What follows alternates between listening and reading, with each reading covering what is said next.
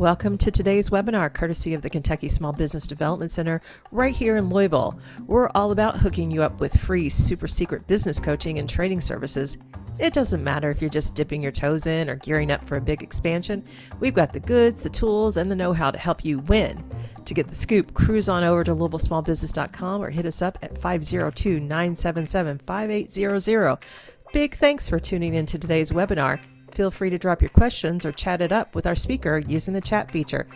Let's dive in.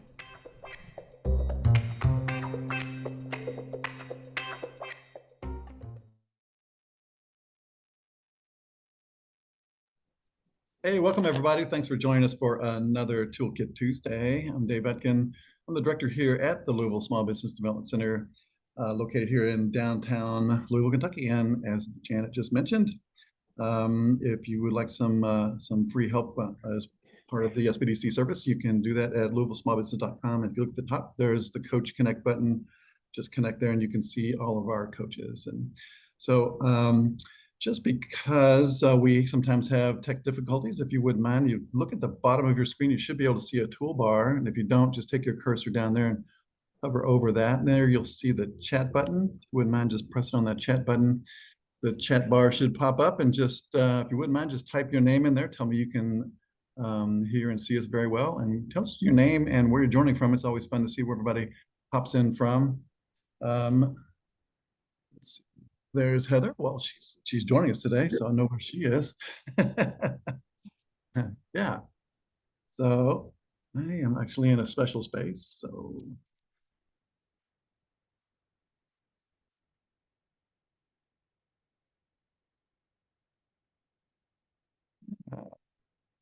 Misspelled Island. I'm actually out of the country myself. Hi, Gina. Good to see you. There's Deborah. Hey, Margaret from Missouri. Awesome. Pruitt from Lexington. Good to see you. Thanks for joining us today. So good to see everybody. Thanks for joining us today. I guess everybody thinks working well. I'm also joined with Janet Flaw, who is our communications director, who kind of helps everything out. And Claire Bridge is one of our fantastic business coaches that you can use at your discretion. You need some help or some advice. But we are in mid-December, and this, in our world here at SBDC, is planning time.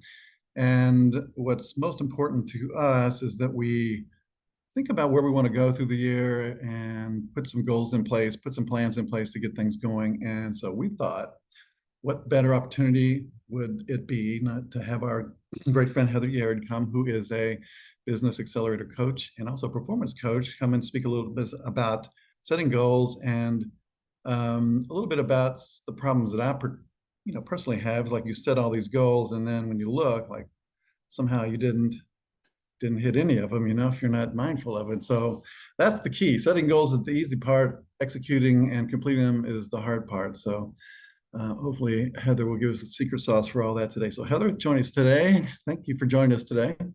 Thank you, Dave, for the amazing introduction. Yes, we are going to talk about goals that are set and not met. And hopefully I give you some digestible information, maybe some tools and insights to take back with you. Good. To make sure that yours are. I absolutely need them, so please. Great. All right, so I'm going to go ahead and share my screen. In the remote world, if you guys, we just tested chat. So once I share my screen, I would love to get some thumbs up, which just means throw those B's in the chat to show me that you can see my screen and you can see the slides. And anybody that can't show, give me a D that you can't, just so I know that everyone's can view what we're working with here. Okay, I got one B, which normally means all the other ones are working, so that's great. Yeah. Without further ado, I'm going to go ahead and get started. Dave, is that okay? Yeah. Awesome. Yeah. All right, I will be Xing out my chat right now, so I won't have it actively open. If you do have questions, I'll do my best to take a look. Yeah. Please put your questions in there, and we'll get to them at the end or whenever. If it looked like something really juicy, I might just jump in there, Heather. But please do. Okay, great. Please put your questions and comments in the chat there. And just want to say hello to Gina. I haven't seen you in a while. Good. Hope you're doing well there. See her in the chat. Great. All right. So why goals are set and not met and how to change that? What am I going to go over and share with you today? A little bit about the goal setting theory, specifically coming from the positive psychology and psychology realm. I'm going to touch on SMART goals, and then I'm going to go into detail about, I'll use that terminology that you guys are using, that secret sauce per se, of what I believe it really takes to achieve your goals. And a lot of what I'm going to share is research based. You're going to hear me reference that a lot. So to be clear, it's not just me putting it into practice myself and thinking that it works. It's actually validated, proven, and there's going to be some studies that I share with you that hopefully, again, you can understand, digest, and take with you to implement with yourself, your teams, your company, wherever you are and why ever you're here. So before that, just a little bit about me. As Dave mentioned, I am a performance coach. Specifically, I'm talking to you, let's say, in the realm of sales and revenue growth. I'm certified in positive psychology. I got that certification from a hybrid program built off of the master's at UPenn. And a large portion of my day is spent coaching people on the behaviors behind selling, right? And providing them with those tools that help them achieve their goals. Typically, I'm helping companies, business owners, individuals eliminate their number one problem, which is a failed sales forecast. Whether they have an extended sales cycle, it's taking them too long to get to a yes or a no. If they have an inability to maintain conversations, to get in front of or stay in front of decision makers, helping them navigate what that looks like and why. Some folks and my clients find themselves doing a lot of unpaid free consulting. So they are putting out demos, talking solutions before truly understanding the problem, only to find that they're getting shopped for price, information is being given to their competitors, and they're not getting the business at all. And last but certainly not least, if companies are looking to recruit, hire, train, and manage an effective and productive sales team. A lot of times when we're hiring, folks don't account for those behaviors, right? What they need to hire and how they need to evaluate that. So I come in with my certification in DISC, help facilitate that, navigate that process, and basically partner with you to a result. We contract to a result, and that's usually to double sales production. So focusing on those behaviors and helping people achieve their goals is centered around how goals are created and what that theory is behind it. So today I'm going to turn to the science of positive psychology, share a book that I felt was very helpful to start off with, and dig into some of the branches within that to identify and explore goal setting with you. So the theories and how psychologists approach this idea of accomplishment and achievement will give you more context when you go back to sit down or with your teams and ensure that what you actually want to happen does happen. So some of the main researchers are Locke and Latham. They published a book such as this one, New Developments in Goal Setting and Task Performance. And here there's a lot of strategies, effective ones that will make sure that your goals are not only set but met. Some of those are interweaved in here. Other than that, again, just a tool and offering of a book, just in case you were interested in getting into that. So first, words create worlds. What means one thing to one person can mean something completely different to another. So let's start with, what is a goal? Simply put, a goal is an intention to increase or decrease blank by doing blank, whatever those blanks are. So for example, increase the number of subscribers to my website to 10,000 by January of 2025 by, do the action, writing more articles and promoting my lists. Another more personal example, decrease my weight to 125 pounds by December 27th, 2024, and do that by eating very clean, non-processed foods. You can see that one was an increase, one was a decrease. We had an action and a metric aligned with it. So the basic model of goal achievement was created by Carver and Shire in 1998. And the model starts by setting the goal, then developing an action plan, taking action on the plan, making a plan to monitor the plan so you can evaluate it and how it's going. And if we find that it's not going well, modify those actions, the steps that we're taking, and then keep circulating in this process until we get to the point where we can celebrate the win, right? Celebrate the success. So we start with the goal, develop a plan to monitor that, and move and pivot as needed. The key difference here, again, everybody, nothing brand new and breathtaking here, you know, that will take your breath away, but most people don't spend time on planning under the goal, right? Planning how you're going to monitor it, who's going to be a part of it. planning how you're going to modify it. If we find a way, if we find something that didn't work, how are we going to modify it? What are the key elements under this goal that can be modified to not impact the business negatively, and so forth? So just in saying that, make note of that and evaluate independently, whether right now or after the conversation, is this a part of the step, right, in goal setting that you may need to prioritize yourself or reprioritize again? Because that, at its core, is the key to ensuring that your goals aren't only set, but they're met. So let's dig in more into that. I want to give you some examples of why they are set and not met. So first and foremost, again, I'm sure many of you have heard this before, a poorly defined and stated goal. If your goal is poorly defined, if you just want to increase sales or increase your subscribers, that's not measurable and it's not specific, right? We have to analyze that. We have to add in all the factors contributing to what growing your subscribers is, how we would go about doing that, why it's important to the business. And so often, even the most wordy or concise goal cannot be met because those around it, again, were not clear on the true definition of what they were trying to accomplish. Next, as I just mentioned before, a lack of preparation, poor planning. So goals essentially are to initiate change.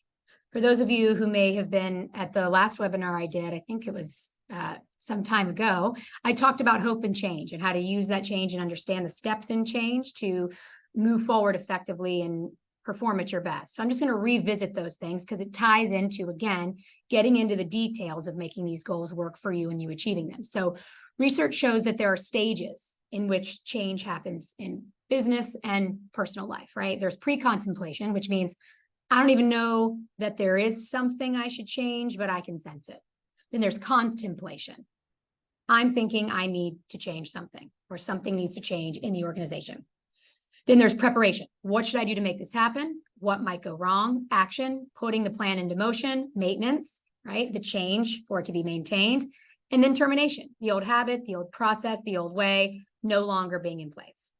Change fails when people jump from, I think I need to make a change, to going directly into action. So change fails when people jump from contemplation and into action because they forgot to do the planning. So let's say a goal is defined somewhat. The proper planning did not go into place. What do I mean when I say proper planning or proper preparation? So since goals are directly created to change, carve out time for yourself with your teams, big or small, to dig into the pre-contemplation stage. Do we need to change something? How long have we had something in place? Has it been enough time to collect the data that will show us and demonstrate that we do need to make that change? Focus on contemplation. What is it specifically that needs to change? And then action. What are the actions? How are they going to impact other teams? How are they going to impact our customers? How are we going to be able to achieve our goal? That robust and deep conversation that at times is skipped is going to increase your ability to achieve your goals tenfold. We'll talk more about some studies that show that later. Next would be a lack of vision and mapping. So another reason goals are set and not met is because sometimes people lack the vision, or I like to say the transparency, even into how achieving the goal fits into the big picture of what you need to get accomplished in your company, organization, or with yourself. So thinking back to the example with the website, right? Does writing more articles, does writing blogs fit into the other elements, the other goals that other teams or other individuals have in your company? If independently, we can't connect the dots in our own brain. Technically, we're not going to be intrinsically motivated to achieve the goal. We're not going to understand deep down why it needs to be. And we're just going to be setting a goal that doesn't support the overarching need and diverts us from the path. So if there's a lack of vision, if there's a lack of transparency and mapping, which I'll go into detail about that shortly, it'll make it hard to meet. It's like building a house, right? With a bunch of pieces and no blueprint, no image to see what the outcome's actually supposed to look like. Next, lack of accountability. Accountability is key. Otherwise, you're the only person who knows you're not meeting your goals. If your goals are set and not met, there is absolutely a lack of accountability, right? It's easier to let yourself down than it is to let others down. So oftentimes the goals we set stay in our heads. They aren't communicated, particularly if it's different departments, they're siloed. And if those silos exist, the bigger picture isn't understood. There's no collective accountability. Share with others what your plans are. Whether or not they directly impact your team or what you're doing, that communication and transparency cannot steer you wrong. You never know what kind of resources you can find, some adjustments that need to be made to make sure that your goal is set and met. Align with the other teams, with groups that are like-minded, to put the pieces together, to map out what and how this all correlates, even with yourself, if small business, you and one other person, or just yourself. Taking the time to do this and communicate that with somebody, another individual, makes it bigger in your mind unconsciously, makes you have a need and a drive to prove that you can do it, and it interconnects it completely. So I'm going to speak a little bit more before going into this next one around how our brains are wired and what intrinsically motivates us inside of ourselves.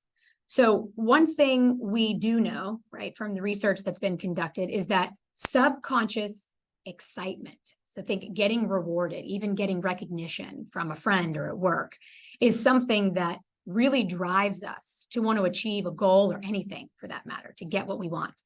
So a lack of intrinsic motivation and focusing on how to intrinsically motivate yourself or your people can absolutely lead to your goal not being met. So to make goals more achievable and sustainable, we need to understand how our people can persevere, how they can perform more in situations. And that simply is by intrinsic motivators. So for example, let's say your boss tells you, or the lead tells you the organizational wide initiatives that are coming up for the fiscal year. Deep down, you've been in those conversations. Ones were chosen that you did not think were the most important, and you think that the company should be heading in a different direction. Or you don't even know why the organization has set those plans, but it's your job to follow the path and work to create those goals with your team based off of what he or she directed you to do. You may set those goals and not be passionate about them, about where the organization is headed. And typically 110% of the time, that is going to get in the way of you being effective in achieving those goals. No matter how focused you are, no matter how good your team is on executing, it still won't get achieved with what it needs to. Doing it just to get praise from your boss, to get the promotion, to appease somebody, will over time just deplete your willpower, right? And since you're not deeply engaged in the path, you can't get your folks engaged. And the energy you put forth into that goal will ultimately fizzle out, make it more difficult to persevere, and likely make your goal not achieved. Next, there's a lack of primers. So primers are visual cues. Those visual cues can help you achieve your goal. So if there's a lack of those visual cues or rituals in goal setting, then we aren't approaching goal setting from all the angles and the advantages that we can. We need to have a mental and a physical, a tangible element attached when we are goal setting with ourselves or with our teams. It's important to have things around you to remind you of that. I'm going to share one study in particular that gives some evidence to this being the case. Have things around you, visual cues, auditory cues, tasks list, whatever it may be, to remind you of the goal. Most of us fail to take into account that we're animals, okay? We are wired to do and work with what's in our environment around us. So if you don't have anything around you to remind you of what you're trying to do, out of sight, out of mind, goal not met. Last but not least, failure to plan to fail.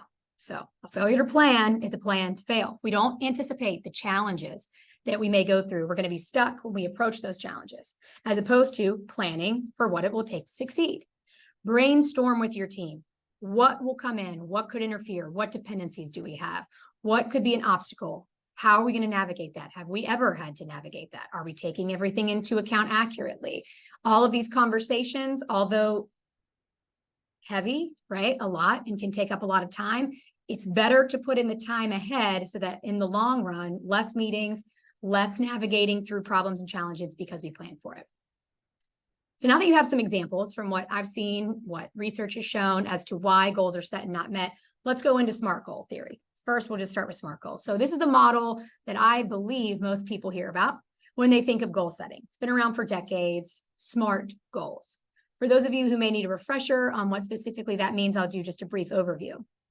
So the basic acronym, right, for effective goal setting is SMART goals. We'll start there. So specific means the goal is well-defined, clear to everyone, not vague. It can be objectively understood, right? My goal is to be happier. That's vague. My goal is to do something fun with a group of friends at least once a week for 3 months. That is a very specific goal. Then there's measurable. Measurable means you can measure it, and most importantly, at the end of the goal, you know that you've actually achieved it. There's agreed upon, there's attainable. So attainable by the person, they feel it can be there, agreed upon, all stakeholders agree with what exactly the goal should be. Those both are there because they're used interchangeably. Some folks do SMART goals as agreed upon and some use attainable, right? It must be realistic for you to reach. It must be something you want and something that folks agree with. Realistic, again, within reach, attainable, skills, resources, time, and then timely. Very important. Having deadlines gives you the opportunity to check in with yourself, hold yourself accountable, and induce a sense of flow once you get into doing it. And what I mean when I say that is feeling good about the fact that you've actually gotten somewhere, hence those small rewards. So what I'm going to talk to you today about is a little bit different, right? I think SMART goals are amazing. If you're using them, that's awesome. The fact that you're even using a tool is excellent. But let's take it to the next level. Let's upgrade how you are going to be setting your goals for the next fiscal years to come.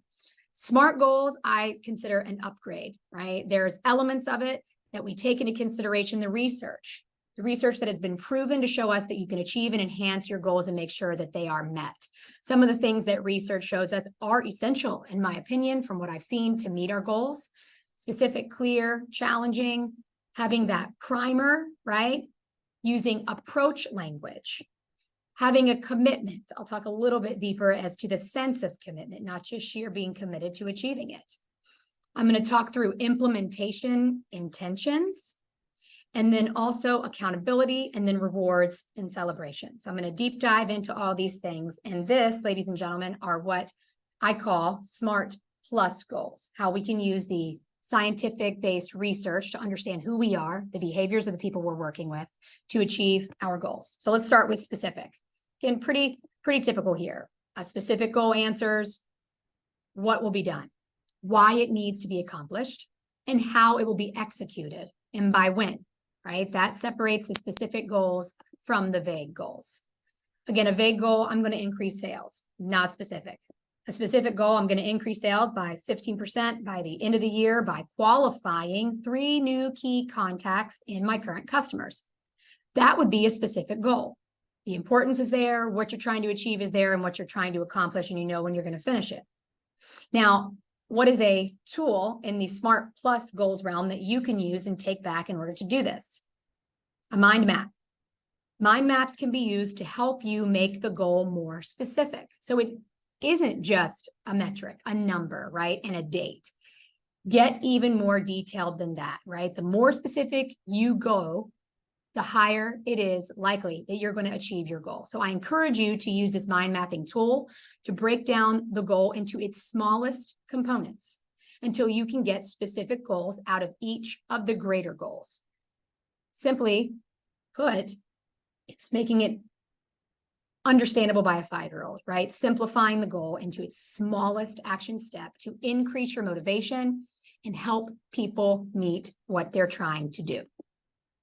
So no different if I give you a whole pizza in front of you and I said, eat the whole thing, you would eat it slice by slice, one bite at a time. So we want to create those mini wins. Each bite of that pizza is a mini win, at least it would be for me. So you can have those rewards and you can have those celebrations to keep your motivation going. So again, I'm going to delve into a little bit of the science behind it, right? Feed your elephant is a phrase that we use in the positive psychology realm. So how do you feed your inner elephant, i.e. your emotional brain? Some might find this as new news, right? All of us are wired the same way as it relates to our brains. And your brains prefer small, quick, easy actions. If something seems too hard to do, if it's too many years out, if it's too large and not understandable and digestible, people won't know where to begin, people don't know where to start, and it'll be higher likely, that they will give up or be distracted, right? Get on Netflix, get on Facebook, distract themselves, go talk to somebody in a different office or cubicle, anything to stop them from getting started. So we have to break things down into the smallest components so we can get that immediate feedback. By making it more specific, we create opportunities to have the reward, get it done, get immediate feedback. Feedback is so important to the emotional brain. Even if you think you're not wired that way, it's in the books. Our brains are wired to have short, instantaneous reward, and that's how we operate most effectively. So I don't know how many of you create a to-do list every morning for the week, but if your to-do list has 10 plus things on it, and let's say one of which says spend 2 hours on my outbound sales strategy to call potential new clients. Well, you can have a contact list that you open it and it's got 500 names on there. Some of you might be motivated to pick up that phone and just go down that list and call the 500 people in those 2 hours. And some of you, for that, might be a little bit overwhelming. So what are the approaches? How do you apply this in the moment? So instead of just saying, I'm going to spend 2 hours making outbound calls, right, for new potential clients, what are the other things that you have to consider to make your time most efficient, right? Which clients do I call? Who's more likely, given the seasonality, to need my service, right? What industries are more likely to need what I have to offer right now? Did I prepare properly for these calls? Your emotional brain is going to go, why bother? This is on my to-do list. It's way too big. It's way too huge. I have to put in too much effort. I haven't even taken everything into consideration. I'll complete my slide deck instead. You know why? Because completing a slide deck has an end. It's known to me. And likely anytime someone's putting together a presentation, there's a deadline for which they have to present it or send it off, right? So don't be surprised if you're not getting started on your goals or your initiatives if you're not taking time to get more specific. Break things down into smaller, more digestible goals. See those goals met every time. Mind mapping is a great tool that I've seen very effectively in my personal life and professionally when working with clients. Your brain thinks short term. So let's leverage our brains. Let's leverage knowing that and create short-term goal setting to get the best performance out of you, yourself, your team, and to get to the end goal. The next SMART plus component is making sure that the goal is challenging. And appropriately challenging is key. So going beyond SMART goals, according to research, if a goal is set that is not challenging or specific enough, it may actually do more harm than good. Setting vague goals in some way is setting yourself up for failure. With a goal, become better in sales. Since you don't know when you fully reach the goal, you're not going to be motivated to get there. It makes it hard to persevere compared to a goal that is more specific. So this leaves people less likely to meet their goals if they're vague, if they're subjective. And again, there's not other people around to contribute to understanding that. Also, a decrease in self-esteem, a belief in yourself that you can actually achieve it is going to happen, because if you do veer off the path and you don't get back on it just simply because you weren't connected to it, subconsciously, there's going to be a narrative brought into your head, or even your leaders, your boss's head, that says this person is not executing effectively. When in reality, we just might not have dug in deep enough to truly set a challenging goal.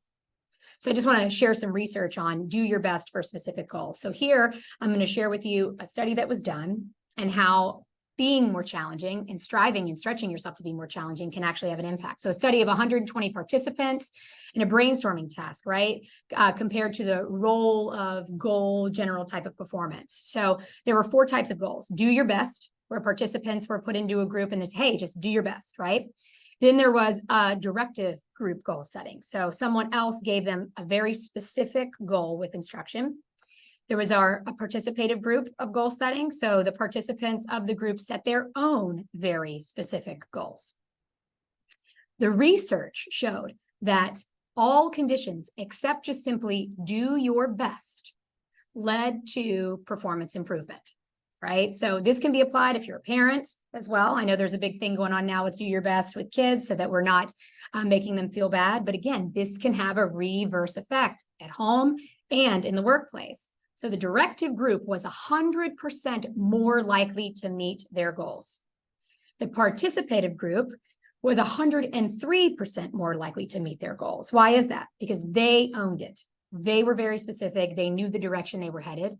And the directive group still had an order to achieve something specific. So in conclusion, ladies and gentlemen, again, when it comes to challenging yourself, challenging, especially if you haven't done it before, is being specific, holding yourself accountable to that. Specificity is key. Okay, details make the world go round, and I am a high D on a disc, and I think the devil's in the details sometimes. But again, we've got to get that granular to make sure that our goals are working. I want to talk a little bit more about challenging versus not. So there was a 3-year research study, 82 professionals. They looked at the relationship and the difficulty of goals and then subjective work experience. So professionals included physicians, lawyers, scientists, bank employees, hotel managers, policemen, and then self-entrepreneurs, right?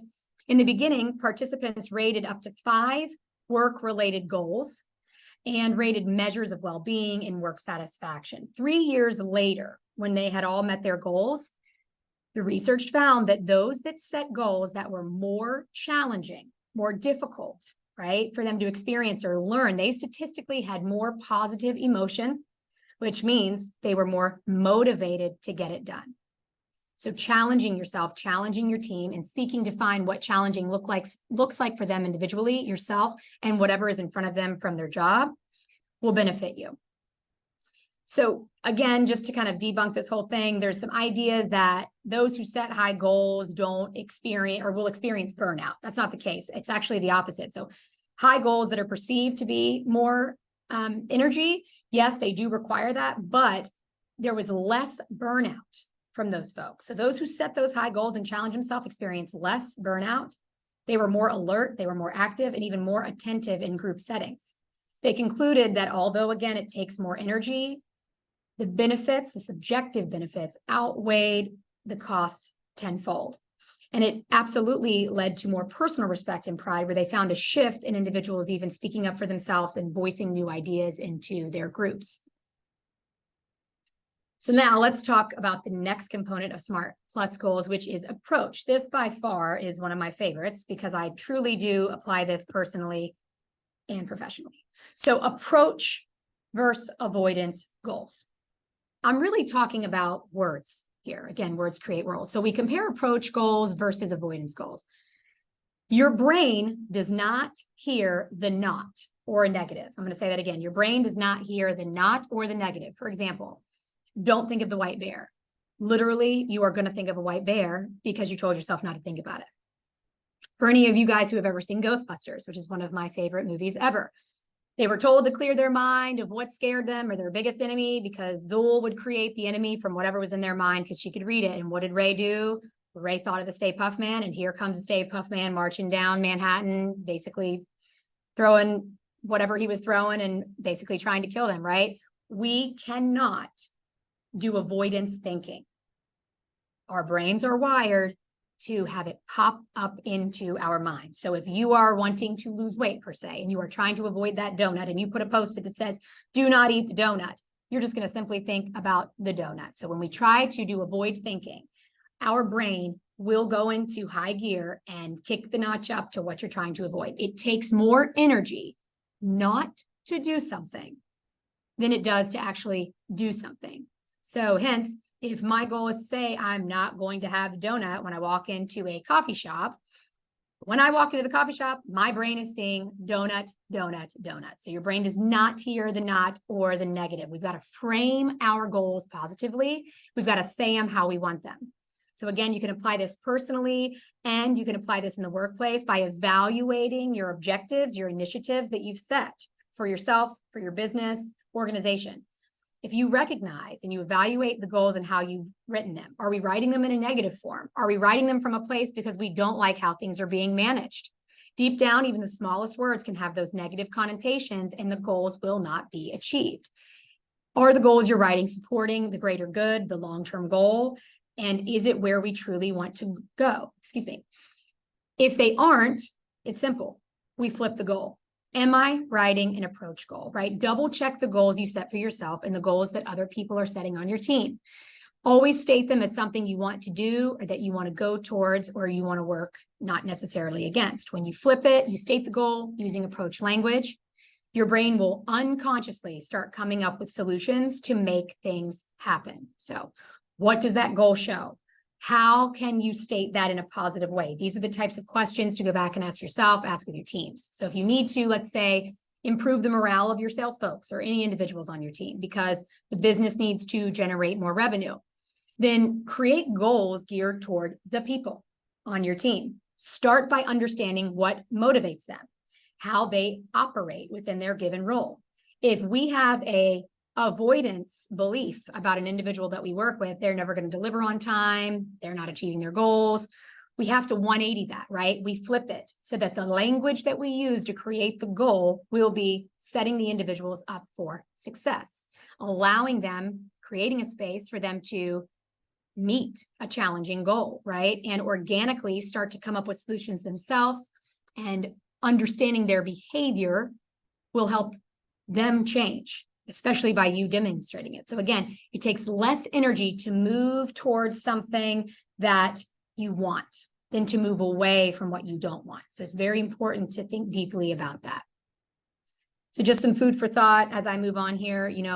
Can you think of an avoidance goal that you may have set recently? Are you doing that currently? Have you framed those either personally or professionally? And if so, how can you reframe it, right? Just something to take away from me in the conversation. Next, we move on to primers. In the SMART Plus goals methodology, we have primers. And that, again, is another word for a reminder, something in your environment, a visual cue that can remind you of what your goals are. And we have a lot of research that shows that goal priming affects behavior. So there are dozens of studies on the effects of primers or cues, right, on behavior. Primers are conscious or unconscious cues that pair with goal setting. So key takeaway here, when we set our goal, if we're not meeting it, then let's incorporate a primer, right?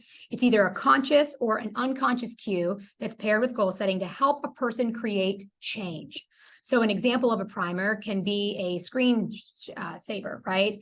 Something that you wear on your wrist that you look down at every time that reminds you to do something. It could be as simple as a reminder on your iPhone.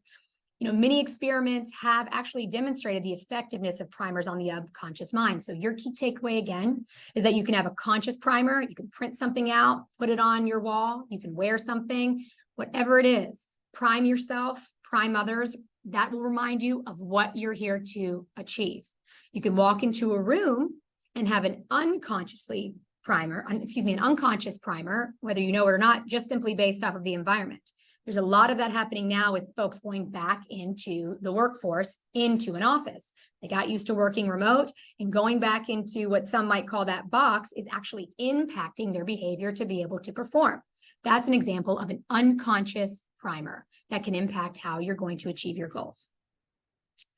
80% of our activities are directed by unconscious reaction to cues. So while we do have the ability to control our own will in decision-making, the things we set out to do, a lot of our behavior is unconscious to us. So based on that, and based on the impact our environment has on us, primers are a fun way to understand how your brain works, how to drive folks better in their environment, and how to use this understanding of yourself and of others and the psychology behind it to work in your favor, right? Use this to make sure your goals are set and met. So one study conducted was around words, right? This is how strong primers can impact performance and achieving things, right? So using words as a primer.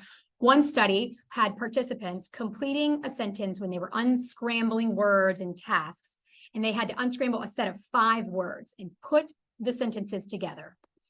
They were exposed to rude words, right? Those were very particular, not necessarily ones that you would use at your PC, so I'm not really going to reference them, but when asked to unscramble them, they found that people were less inclined to be polite to the proctors, if you will, that were walking around. And they were, again, less prone to act kindly moving throughout the building. And folks did have that being watched. So using words that were synonymous with rudeness changed the behavior in the interactions with people. So just seeing words that are rude make people act more discourteous. So how can you apply this to yourself, right? With what we're talking about right now. Think of this study. If people just see words, read them, and they're kind as can be, and they interact with them or engaging with them or have them said to them often, it is going to have an impact on their behavior. So how are you communicating with yourself internally? How are you communicating with your team? Are you using constructive communication? Are you giving feedback on the good and the bad? Are you only focusing on what went wrong? If you are, That is what is going to be stuck in the mind of the folks that work with you, your peers, or even your managers. And this can impact you achieving your goals. This by far is my favorite study on this. So the research of unconscious primers and behavior, right? So this exact image was used in this particular study, right? So priming people's behavior with images unconsciously.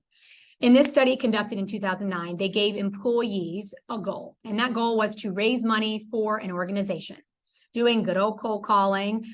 In the priming group, they received a training manual of how to go about doing it. And it had, again, this picture on the front, a runner crossing the finish line, feeling like a winner. Yeah. So they had a prime of winning and succeeding compared to the control group, which received the exact same manual with the exact same steps without the picture on the front of it.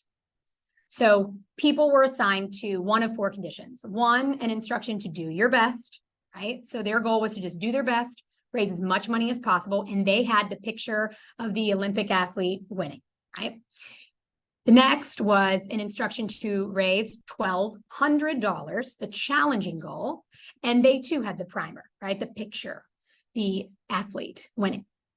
Another group was given a do your best goal with the manual and no picture, no primer.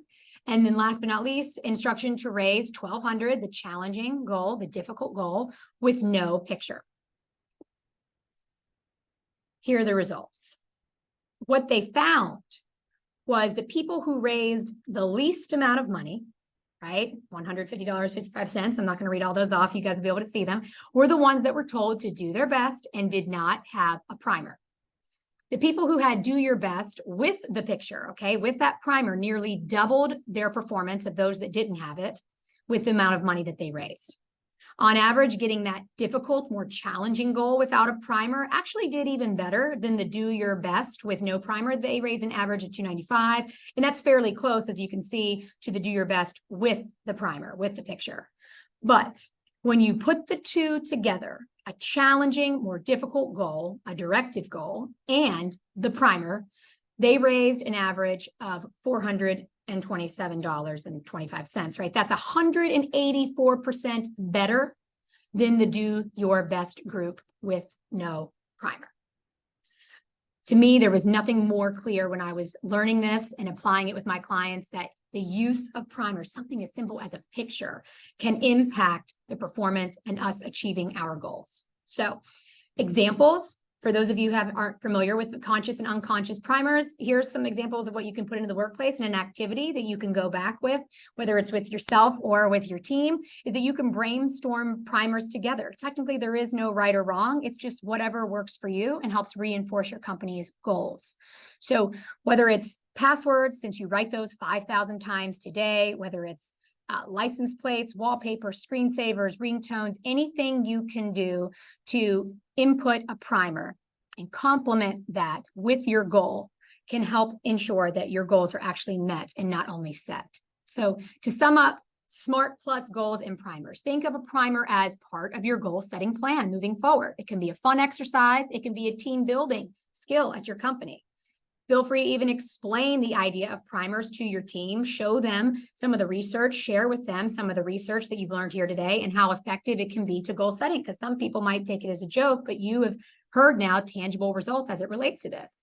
Sharing those examples of the brainstorming can be encouraging, and it is really key to leaning into that intrinsic motivation. It'll help you understand more about what motivates them as well. So you can provide examples, but ideally, them coming up with their own primers is really going to help motivate them and get them where we want them to be as it relates to moving forward in their goals. Next, in the SMART plus goal methodology is commitment. So obviously commitment is important to achieve goals. Here you're going to see just a teeny couple of tweaks that can be done to help give people a sense of commitment when it comes to achieving their goals. So according to Locke, people must be committed to goals for them to be effective. And there are 2 factors that cause commitment. 1, belief that the goal is important, so that's tied to their values. And 2, that you yourself can make progress towards the goal. So according to experts, right, those 2 factors alone encompass commitment. and have to be part of an understanding when you're setting your goals. If it doesn't align with the person, then they're going to be less likely to make progress on it. So you can help contribute to the positive belief in folks' selves by providing them with the tools they need to be successful. If someone is coming to you and they seem confused, try to take the time out to teach them what they need to know so that you can increase their self-efficacy. You can make them more empowered to achieve their goal. It'll help them be more committed in the long run. If they are having the tools for success, you're engaged with them, or their peers are engaged with them, they are going to be more committed, and it's going to be more important to them because they're going to see the value in someone else caring, and overall have better performance as it relates to being committed to achieve the goal. So help yourself and help your people understand their perception of the value of the goals set. Are they aligned with what you see? Are they aligned with the goals of your organization? Are they aligned, but is there additional context that a person needs from their job or from their purpose that can come from you interacting with them to help them believe in the goals that were set? Identify why these goals are important to you, to the company, to them. Doing this will help build their commitment. Asking both business-wise, why is this important? Why do you think this is important to your job? And also personally, how is this going to impact your personal life if we get here? Can help them be intrinsically motivated, feel accountable, and be held to achieving their goal. Lastly, write a contract. You can encourage people to write a contract to themselves, right? There was a behavioral and an emotional modification study that asked folks to write a contract to themselves. So when they blended creating goals and writing a contract that of them achieving it and them signing it, it helped them increase completing the goal by 86%. The simple act of writing a contract, stating your name and an activity, it actually seemed to seal the deal for folks, and they were committed not only to themselves, but the company. We've also seen on social media that people do this on Facebook, and it seems to have the same impact, or even LinkedIn. So that's one example of how you can put that into action if you so choose. So next up, I see a little snafu there on the font. Sorry about that. That's implementation intentions. Okay, another SMART plus component, right? So next step, we have implemented our goals, right? So if we use implementation intentions, we are making sure that we are going to prevent pitfalls. So when situation X arises, I will perform by doing Y. So prepare to not only meet the goal as a way of helping yourself and your team meet the goal, but prepare to fail, right? So I'll give you an example. When I get tempted to check my cell phone or scroll through Facebook, I will first take a few deep breaths and ask myself, do I need to check my phone right now? Do I need to scroll through Facebook, or can it wait a little bit? Research has shown that using implementation intentions triples the chances of goal success, right? So this process is particularly effective if you have hard goals that you've set or more difficult goals that are challenging. So another example of setting intentions and preventing pitfalls. So Benjamin Franklin said, an ounce of prevention is worth a pound of cure. So you can also use this effectively for thinking of possible pitfalls and having an action plan on how to handle it, such as if I call a customer and they hang up on me, I will remind myself that there are customers who will have issues and appreciate my outreach. Prevent pitfalls by acknowledging you will get distracted. I hear this a lot. I meditate and a meditation instructor when I have time, which is rare lately, but folks are saying, I can't shut my brain off. I can't stop thinking. You're never going to be able to shut your brain off. It will never happen. You will never go completely silent. You just have to learn how to navigate the distraction and bring yourself back into focus. So prevent the pitfalls by acknowledging I am going to scroll through Instagram at some point. So have your folks, or do it yourself, time block time to scroll on your calendar, right? That is an implementation intention. Permission to be human. Let yourself scroll, take the time to do it, see yourself get back on track more quickly and more effectively. So the reason this approach works is because it removes the ambivalence, ladies and gentlemen. You have a salesperson affirming what their goal is. There's no will I or will I not do this. They're committed to doing it, right? You take any possible negative experience of them being shamed or feeling guilty or feeling rejected or feeling embarrassed or feeling defeated, and you reframe it through the lens of what am I going to do about it, right? So when I don't hit the deadline, which we don't start with that, but if I don't hit it, what am I going to do about it? Which is empowering, right? It gives them that energy back to do better. In creating these mini contracts, right, and creating these better habits will only reinforce the action plan that's going on in your brain and help you and your team be more effective. One that's very common, everybody I'm sure on this call has heard of, it's part of Smart Plus. We wanted to spell it out, accountability, right? Accountability is defined as an organizational situation or individuals are answerable to external audiences to perform up to a certain prescribed standard, therefore fulfilling obligations, duties, expectations, and other charges. It's a mouthful, isn't it?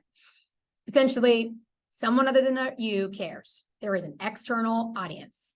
You put it out there, someone else is going to say, did you ever do what you said you were going to do, right? And there's something about us, right, in human psychology that we seem to have an easier time disappointing ourselves than we do disappointing others. We are social creatures, and other people's perspectives and opinions of us deep down are important, no matter how big or small inside of you. So we care about being effective. We care about being liked. We care about getting that recognition, some more than others, but leverage that to your ability and to your team's ability and set up accountability with the goals. So what will you do? When will you do it by? And how will you know, right, that it's done? Understanding that will create very simple accountability, and knowing that it's in our human nature to need someone to know what we're doing for us to try a little bit harder.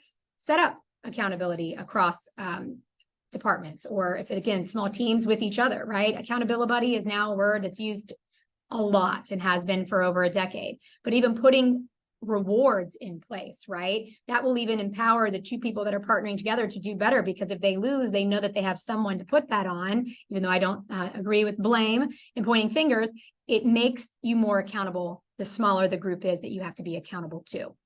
So with rewards, let's move on to that rewards and celebrations. Now, this is the last stop on the goal setting journey of Smart Plus goals, and it's rewards and celebrations. This statement 110% means different things to different people as well, but it's important to celebrate small wins, right? Human beings are biologically wired to react well to rewards, right? Remember, your emotional brain is wired to pursue all things yummy and avoid all things that are icky. So rewards that can be celebrated will help motivate us. So if we're wired that way, celebrating those small wins, acknowledging appropriate complimenting and gratitude will improve your goals being set and met. Celebrating in the workplace helps people replicate the behavior more and more. Energy begets more energy. So if we keep, I just want to say, I keep using the word appropriate because it's easy to interpret what we mean you should be, and it's more than just being a cheerleader, right? Or getting a Rolex or whatever, giving a flower, a free lunch.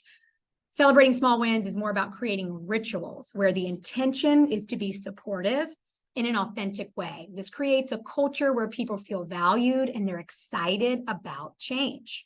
If used appropriately, this is one of the more loftier, again, because even from a child, rewards is what keeps us going. And having that built into your strategy or your plan with goal setting will only further make them feel appreciated and be more enthusiastic about achieving their goal. So in summary, we know that goals are set, but they're not always met. You can support your action plan for achieving your goal by using Smart Plus goals, ladies and gentlemen. When you think through the things you want to accomplish, what is it that you want to accomplish? What are primers you can use? How can you hold people accountable? List out the steps using that mind map to achieve your goal. What actions need to be taken? Is there a start date and a completion date? Is it measurable? And then assess your progress. Plan to fail, make that plan, and celebrate when you get there. All of this will be formatted to win. And last but not least, this is an example of an action map. This is something that you can use to map out the steps that need to be taken after you break it down into its most simplest form. Ladies and gentlemen, thank you very much for participating. I'm going to stop sharing my screen and hand it back over to Dave. If you caught anything, I can also take a look in the chat here for questions, if there were any. Yeah, thanks, Heather. That was a bunch. That's some great stuff. So yeah, if you have any questions or comments, just put those in the chat right now. So I do have one question about goals, and some of the stuff that you had talked about was really important, and I thought some good tips. But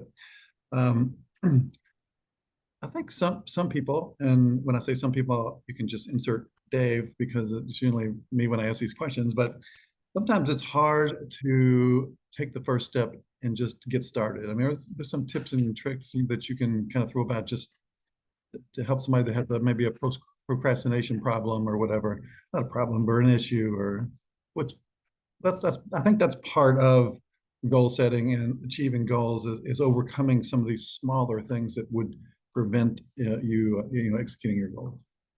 Absolutely. That you just nailed it. The answer, that mind map that I showed, the procrastination is a result of someone seeing something that looks too big and that they're not necessarily comprehending or even having the mental capacity to comprehend based off of maybe something going on in their personal life. So breaking it down into those small baby steps, into those small components and making it achievable. So at the end of the day, you do know you get there will help you get started. Hands down, that is the key tool that I've seen be most effective to get rid of that procrastination and get people into action. Okay. So yeah, if so you also presented, there's a lot of stuff here, and what just everything that you mentioned, distill it down into the first step. Do you start with the mind map exercise before you start mapping out any goals? I mean, what exactly is it? Oh, you're on Heather. Mute. Thank you. I did mute. Essentially, again, what I'm recommending as it relates to doing these SMART plus goals, the first step is in identifying, yes, that mind map. How specific can you get? Do you need to get? And should you get? But even at a high level, it's knowing and giving yourself permission to follow that basic flow, right? Plan how you're going to monitor it. Plan how you're going to modify it. As crazy as that sounds, I have tried to deny it for a long time. And when I don't have a plan in place of what we're going to do to modify it, we get stuck.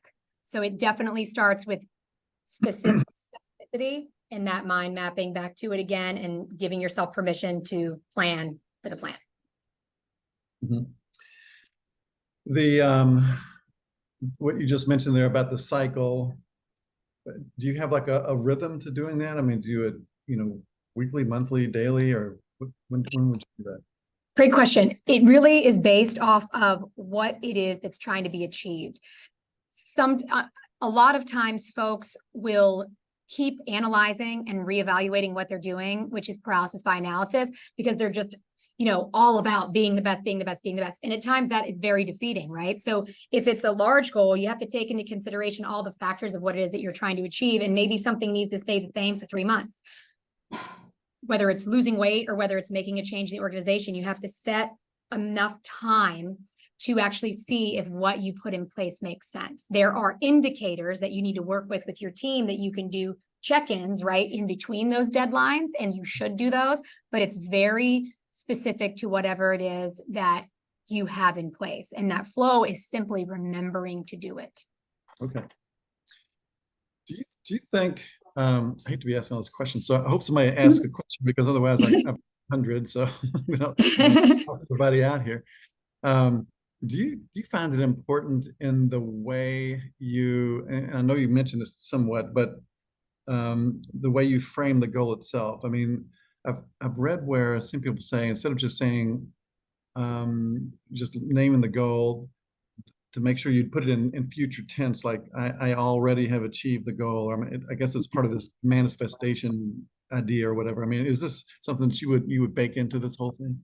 For sure. I did not input it into this presentation, but as it relates to writing the contract, when I do career coaching, right, if that pops up here and there, and even with the prospecting plans that are created now, writing down on a calendar, like, closed $50,000, $500,000 project, or, hit blank target and key, and then having folks look at that for 3 minutes a day, 1 minute a day, 30 seconds a day, closing their eyes and imagining the reward and the celebration. I can confidently say I have had folks, if they're taking it, trying to pass nursing school, if they're trying to achieve it, they have achieved it. And if they had 88 at the top of that paper, they got it. And if they wanted $117,000, they got that or pretty close. So I do, although not input, super passionate about it. And writing approach goals is key, making sure that you're thinking of it consciously in a positive way, but that's a great compliment to anything that you're Okay. doing. Expand more about what you just said, approach goals. Okay, now I'm intrigued. Go ahead. Sure, sure. So again, making sure that that language is not highlighting what you don't want. Even when I was writing this presentation, I would write sentences and say, now we don't want to focus on da, da, da, da, da, because it will lead to this. And I changed the sentence, which I'm sure if you watch this, I probably said some things like that sometimes, but I reframed it as, you know, do this to get this, right? If you want this, focus here. So when I say approach, it's again, going forward and focusing specifically on what you want and making sure that your words are highlighting whatever steps it takes to get there. Okay. Cassandra agrees with you. Yeah. All right. So, oh man, it's 1 o'clock. Jeez.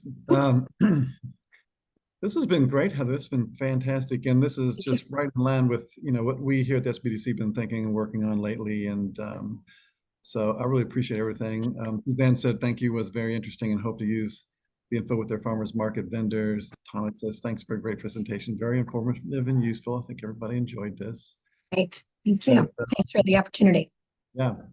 So like we will send you guys a recording of today's webinar so you can watch it. We'll put it up on our YouTube channel, so it'll always be out there. So once you're in YouTube space, Heather, you're immortal. You'll be out there forever. So there you go. And we'll also send you a copy of the slides. If you just shoot those over to Janet, we'll get those out to everybody. So Heather, thank you. This has been fantastic. Appreciate it. Appreciate it a lot. Thank you.